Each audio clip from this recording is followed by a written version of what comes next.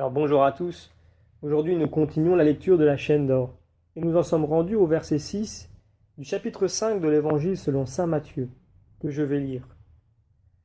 Heureux ceux qui ont faim et soif de la justice, car ils seront rassasiés.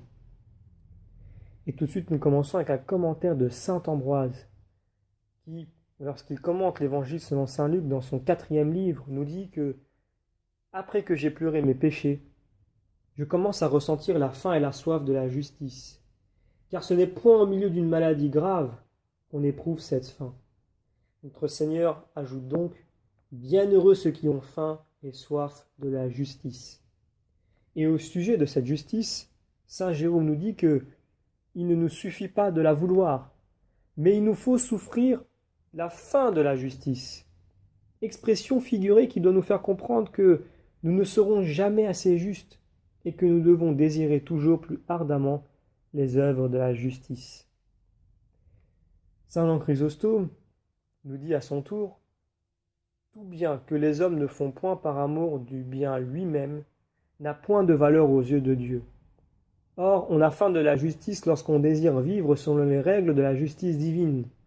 On a soif de la justice lorsqu'on désire acquérir la science de Dieu. » Et Saint Jean Chrysostome de nous dire, dans sa 15e homélie sur l'évangile selon saint Matthieu, la justice dont il est ici question est ou la justice universelle ou la justice particulière opposée à l'avarice.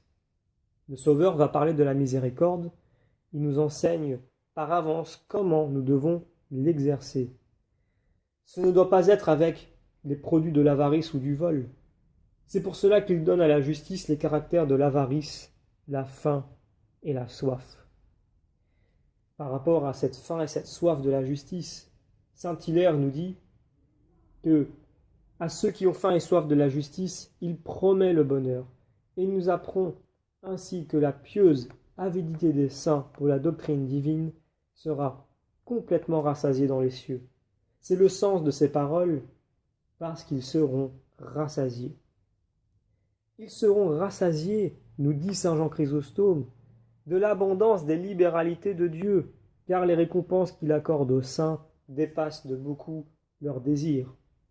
Et saint Augustin d'ajouter, ou bien peut-être ils seront rassasiés dans la vie présente de cette nourriture dont le Seigneur a dit « Ma nourriture est de faire la volonté du Père, qui est donc la justice, et de cette eau dont il est dit qu'elle deviendra en celui qui l'aura bu une source d'eau qui rejaillit jusque dans la vie éternelle. » Et nous terminons avec un commentaire de saint Jean Chrysostome qui nous dit « Peut-être même s'agit-il ici de récompenses terrestres. Comme on pense communément que c'est l'avarice qui satisfait abondamment nos désirs, notre Seigneur attribue au contraire cet effet à la justice, car celui qui la désire possède tous les biens sans crainte de les perdre. » Et donc nous terminons ici la lecture des commentaires compilés par saint Thomas d'Aquin sur le verset 6 de l'évangile selon saint Matthieu chapitre 5.